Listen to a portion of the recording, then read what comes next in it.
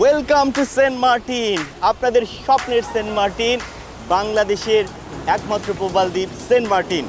আপনারা যারা সেন্ট মার্টিনে আসতে চান তাদের জন্য এই ছোট্ট ভিডিওটি। এখানে আপনারা সব রকমের টিপস অ্যান্ড ট্রিক্স পেয়ে যাবেন। এখানে আসতে গেলে কী ধরনের সতর্কতা অবলম্বন করা উচিত, কী প্রসেস অবলম্বন করা উচিত, আপনার এক্সপেকটেশন লেভেল কি থাকা উচিত, এবং আপনার কোনো লস হবে না, কেউ আপনাকে স্ক্যাম করতে পারবে না, আপনার কোনো ঝক্কি ঝামেলা হবে না। So stay connected.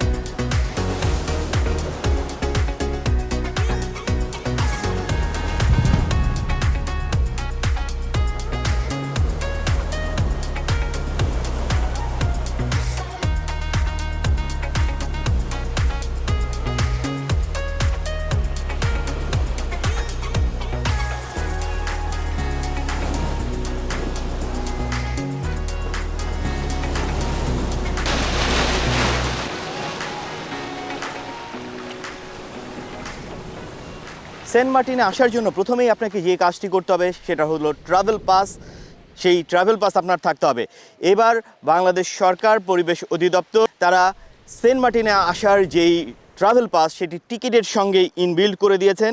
আপনি যখন একটি টিকিট কাটছেন সেন্ট মার্টিনে আসার একটি শিপে করে, তখন সেখানে এই ট্রাভেল পাসটি কিউআর কোড আকারে দেয়া থাকবে। আপনি যখন টিকিটটি পাবেন তখন আপনি মোবাইল দিয়ে কিউআর কোডটি স্ক্যান করে দেখুন এটি ঠিক আছে নাকি জাল।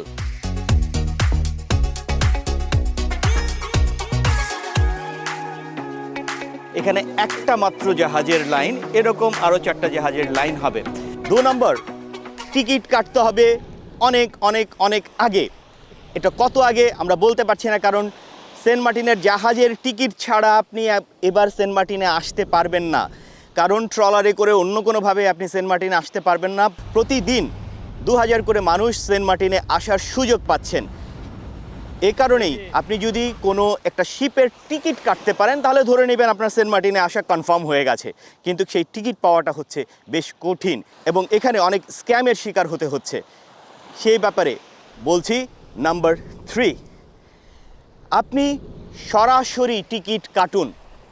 গোজায়ান কিংবা অন্যান্য সাইট থেকে আপনি টিকিট কাটতে পারেন, তাদের লায়াবিলিটি আছে, আমি নিজেও কেটেছি, কিন্তু আপনি কোনো ট্রাভেল এজেন্সির হয়ে টিকিট কাটার চেষ্টা না করাই ভালো। তারা একটা নাম দিয়ে 5টা টিকিট কাটে, তারপরে সেগুলোকে ট্রান্সফার করার চেষ্টা করে, বিভিন্ন গ্রুপভাবে দেওয়ার চেষ্টা করে এবং স্ক্যামটা সেখানেই হচ্ছে, ঝামেলাটা সেখানেই হচ্ছে। সে কারণেই আপনারা সরাসরি শিপগুলোর ওয়েবসাইট, তাদের হোয়াটসঅ্যাপ নাম্বারে নক করে তারপরেই টিকিটটি কাটুন, তাহলে আপনাদের কোনো ঝামেলাই পোহাতে হবে না।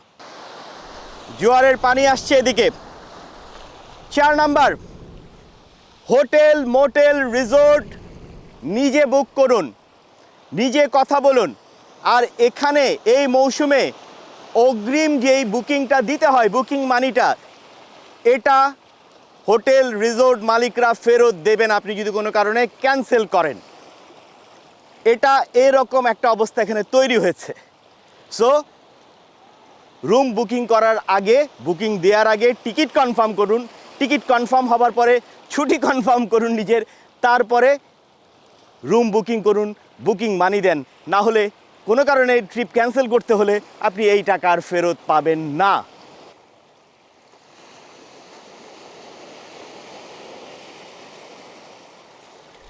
আমাদের 5 নাম্বার যে টিপস সেটি হলো আপনার জাহাজের সময় সম্পর্কে জানুন। হ্যাঁ, আপনি বলতে পারেন টিকিটের মধ্যে তো সময় লেখা থাকে। না বাবা, বিষয়টা সেটা না, কারণ শিপ ছাড়া নির্ভর করে জোয়ার ভাটার উপরে।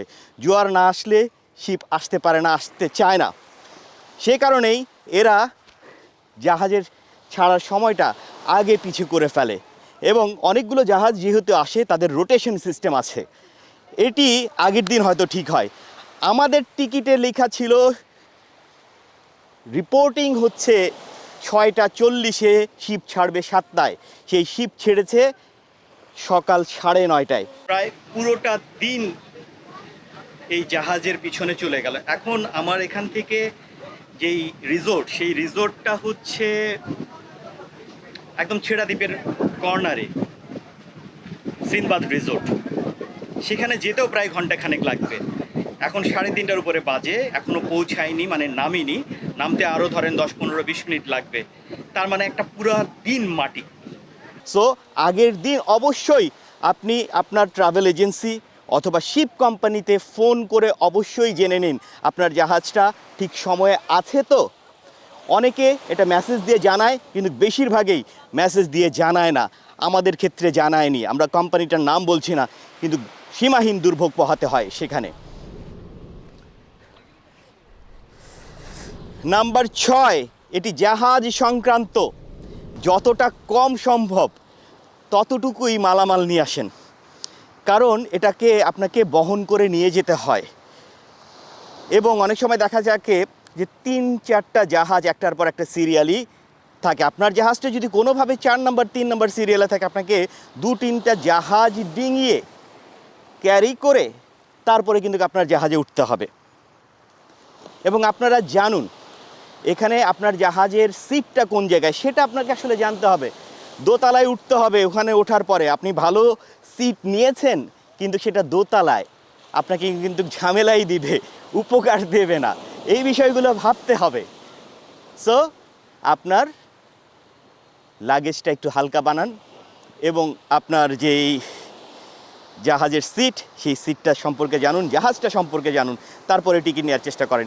অনেক সময় সেটার কোনো সুযোগই থাকছে না, কারণ টিকিটই পাওয়া যাচ্ছে না। তো এখানে এসে আমি আমার পরের টিপসটি বলছি।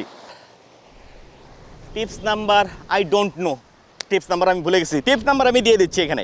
তো পরের টিপসটা হচ্ছে, আপনি যেই জায়গায় এসে নামলেন, যেই ঘাটে এসে নামলেন, সেই ঘাটে আসার পরে আপনার যেই রিসোর্টটা, সেই রিসোর্টটা কত দূরে সেটা আসলে জানার চেষ্টা করুন। আমি অনেককে দেখেছি সুন্দর একটা ছবি রেখেছে রিসোর্টের, এরকম বিচের পাশে রিসোর্ট, কিন্তু আসার রাস্তাটা ভালো না। আপনাকে জমি বাড়ি, আইল বাড়ি ডিঙিয়ে আসতে হবে। তারা হয়তো সাহায্য করে হোটেলের লোকেরা, কিন্তু হ্যাসেল তো আপনাকে পোহাতে হবে।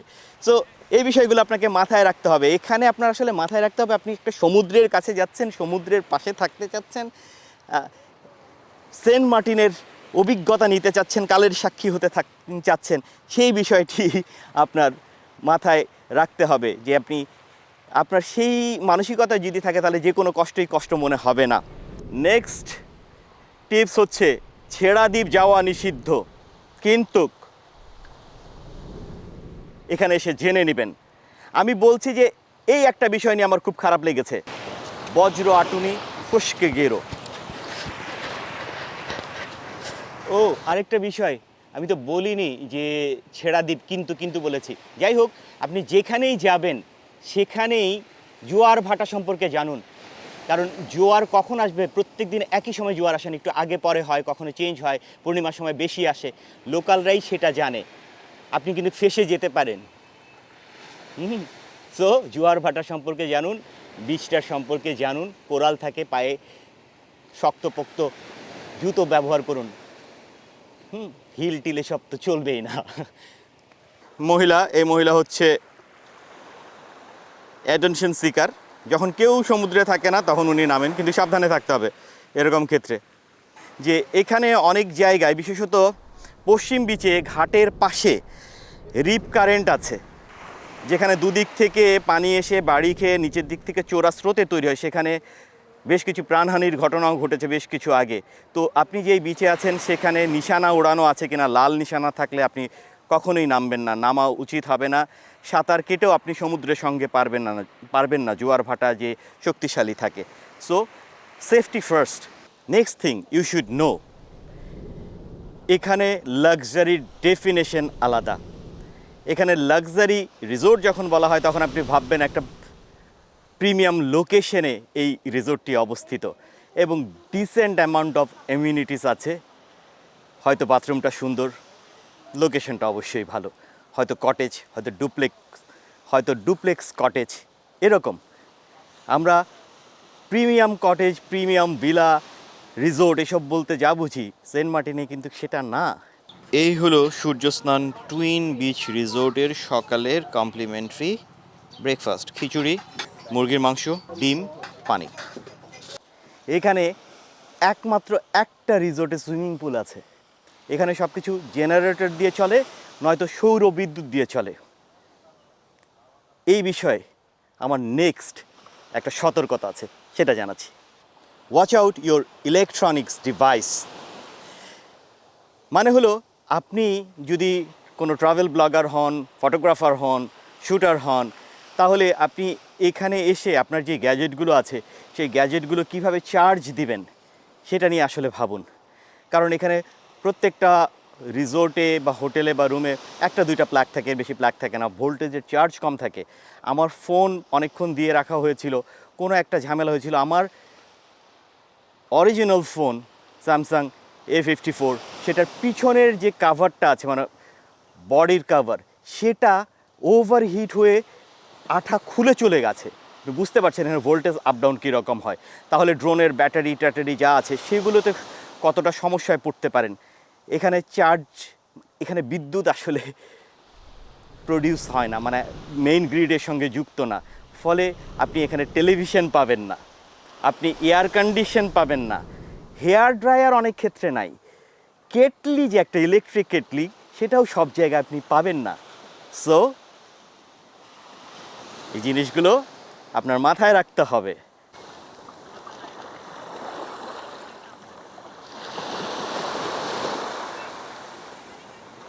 পরিশেষে আমার একটা জিনিস মনে হচ্ছে, এই সেন্ট মার্টিনে আসা অত্যধিক এক্সপেন্সিভ হয়ে গেছে।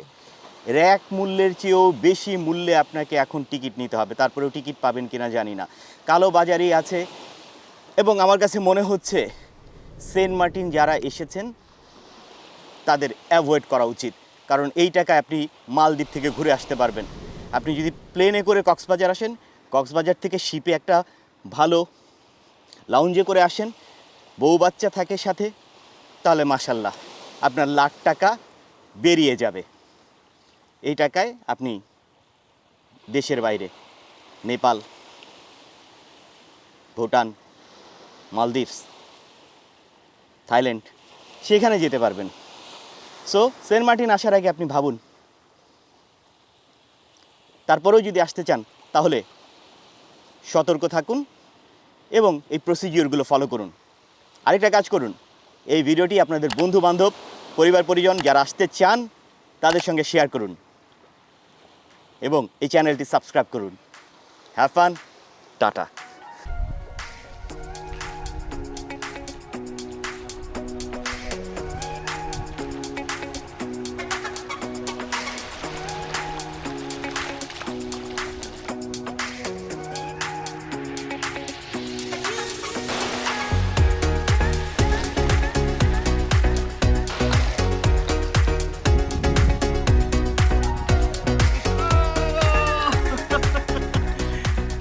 এত দূর জোয়ার চলে এসছে এখন। ও মাই গড।